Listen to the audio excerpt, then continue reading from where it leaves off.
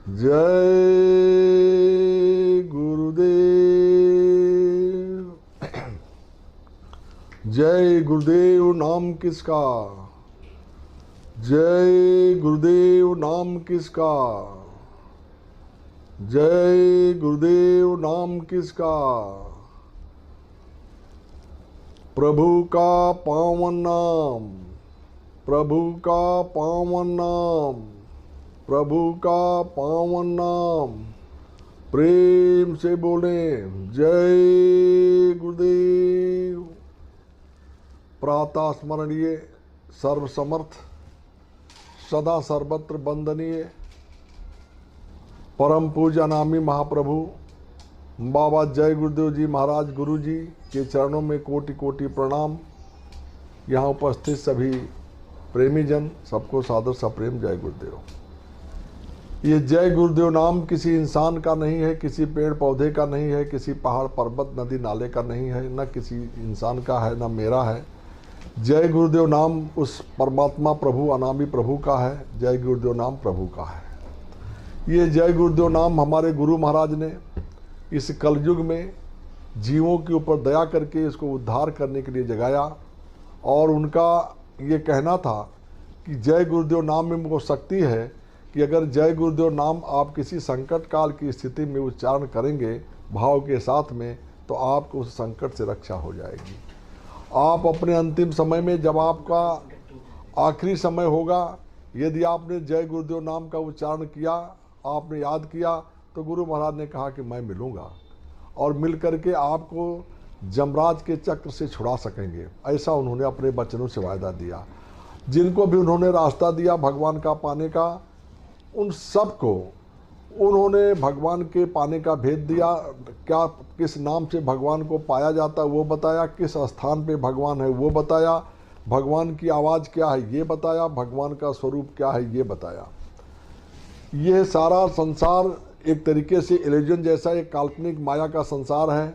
इस माया के संसार में आपको कुछ भी नहीं मिल सकता है। ये संदेशा हमारे गुरु महाराज ने दिया। गुरु महाराज ने कहा कि ये मनुष्य जीवन जो आपको मिला हुआ है, ये बहुत बड़े भाग्य से मिला हुआ है। पहले महापुरुषों ने भी कहा, गोस्वामी जी ने रामायण में लिखा कि बड़े भाग्य मानुष तन पावा, सुर दुर्लभ सदग्रंथ ही गावा। ये देवी देवताओं को भी ये शरीर दुर्लभ है। ये दुर्लभ शरीर आपको जो मिला, नर नारायणी देही मिली हुई है। अब आप ये सोचो, जिस देवी देवता का आप प्रणाम करते हो, पूजा और स्मरण करते हो, वो देवी देवता भी आपके इस मनुष्य शरीर के तरसते हैं, तो उसका कोई न कोई कारण होगा। कारण भी उन्होंने महापुरुषों ने बताया कि ये मनुष्य शरीर साधना का धाम और मोक्ष का द्वार है। यानी साधन धाम मोक्ष का द्वारा पाए न जे परलोक समारा।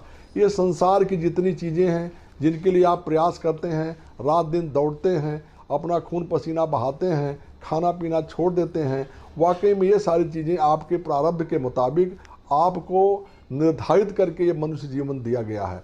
बहुत मुश्किल से, बहुत सारी दौड़ धूप के, यानी बहुत बड़ी यात्रा करके 84 लाख योनियों का ये विश्राम के लिए आपके मनुष्य योनि मिला है।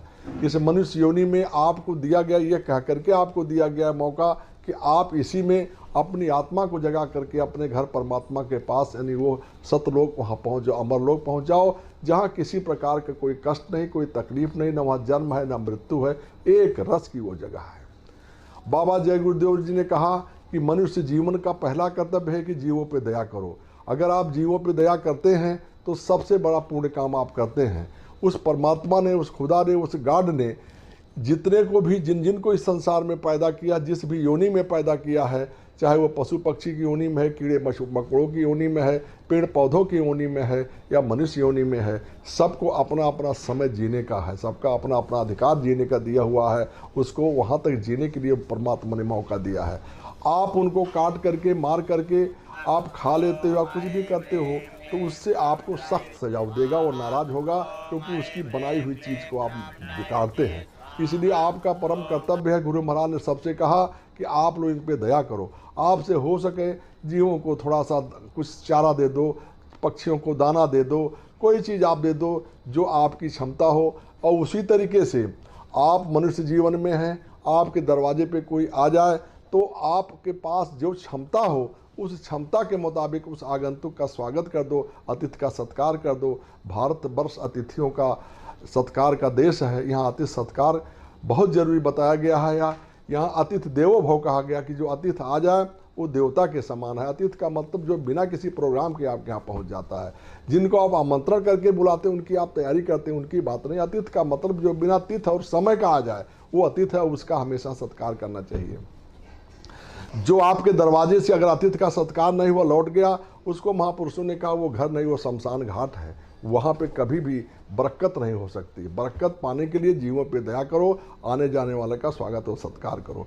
हमारे गुरु महाराज ने जो नौजवानों के लिए भी कहा, नौजवानों तुम अपने चरित्र का निर्माण ठीक से करो। तुम्हारा अगर चरित्र सही हो जाएगा तो संसार की ऊंची से ऊंची पदवी आप पा सकते हैं। संसार का कोई काम ऐसा नहीं है जो आपके लिए मुश्किल हो, लेकिन उसके लिए आपको उचित चरित्र की आवश्यकता है। चरित्र निर्माण अपना करो, अपने चरित्र को आप बनाओ। कहा गया है कि अगर आपका धन चला जाए तो कुछ नहीं चला जाता, कुछ नहीं गया है। स्वास्थ्य गड़बड़ हुआ तो समझ लो थोड़ा सा कुछ गया है, लेकिन if character is loss everything is loss. अगर आपका चरित्र टूट गया तो सारा का सारा खेल आपका बिगड़ जाए, आप किसी काम के नहीं रहते हैं। इसलिए नौजवानों को विशेष रूप से इस बात को ध्यान रखना चाहिए और साथ ही साथ अपने घर परिवार में बुजुर्गों की हमेशा सेवा करनी चाहिए। बुजुर्गों की आपको हमेशा यानी ध्यान रखना चाहिए। अपने माँ बाप का विशेष तौर से सेवा करनी चाहिए। माँ बाप का सेवा जो करता है, माँ बाप ही वाकई में देखा जाए तो भगवान स्वरूप होते हैं। वो आपको जन्म देते हैं, यद्यपि वो माँ बाप आपके इस संसार के इस शरीर के माँ बाप हैं, ऐसे हर जीवन में आपको माँ बाप मिले हैं। हर योनियों में आप माँ बाप से ही बाहर आते हैं और इस संसार को छोड़ करके आप चले जाते हैं। लेकिन ये मनुष्य जीवन में जो माँ बाप आपको मिले हैं, जो परवरिश करके जिस माँ बाप ने आपको इस लायक बनाया है कि आप इस संसार में चल फिर रहे हो, कुछ कर पा रहे हो, पहला उसका शुक्रगुजार आपको होना चाहिए। अपने माँ बाप की यथाशक्ति आपको सेवा करनी चाहिए।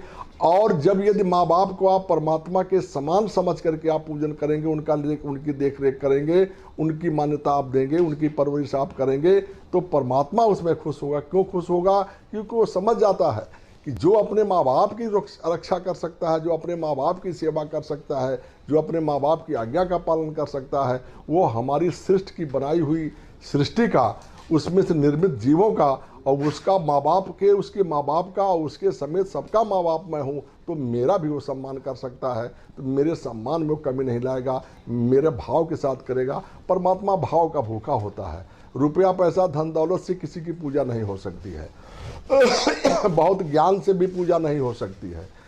पूजा भाव के साथ होती है। अगर आपके अंदर भाव है तो उस भाव को लेकर के जब आप पूजा करते हैं तो गुरु महाराज ने कहा कि भाव सहित जो खोजे ही प्राणी, पाव भगत बम सब सुख खानी।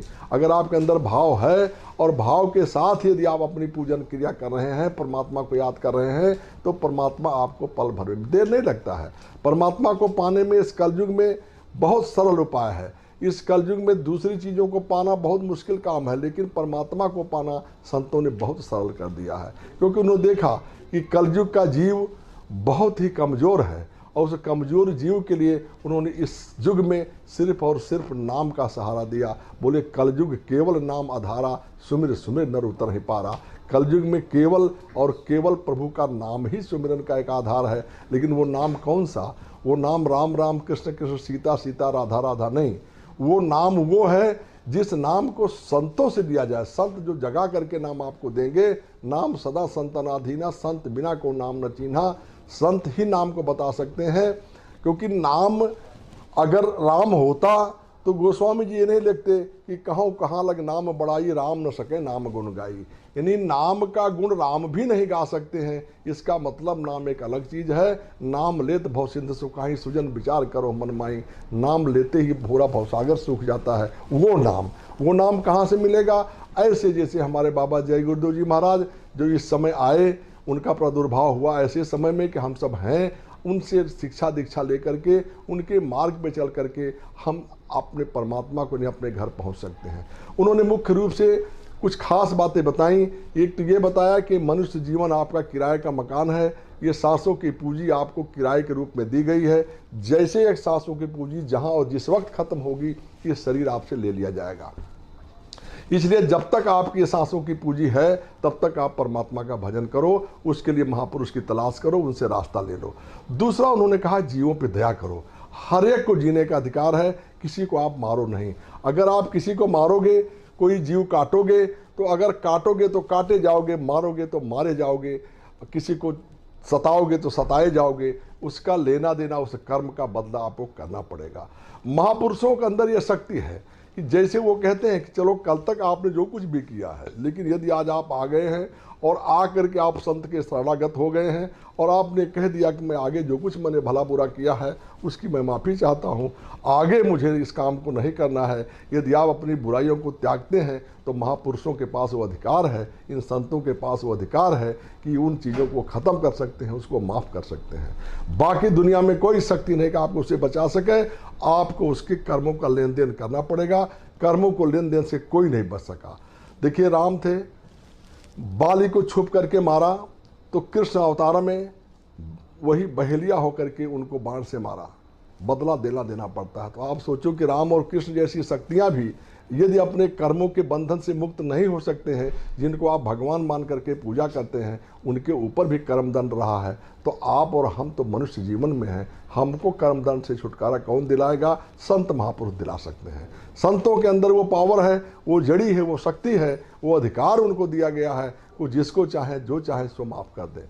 तो इसलिए हमेशा ये मनुष्य जीवन का सदुपयोग करें और संत महापुरुषों की तलाश करें और उनसे मिल करके उस परमात्मा के पाने का रास्ता ले। परमात्मा दूर नहीं है आपसे, परमात्मा आपके अंदर है। उन्होंने कहा, मोको कहाँ ढूंढो बंदे, मैं तो तेरे पास हूँ, आपके अंदर ही। उसी तरीके से जैसे कस्तूरी कुंडल बसे, मृग ढूले बनमाहे, ऐसे घट घट राम है, दुनिया देखत ना है।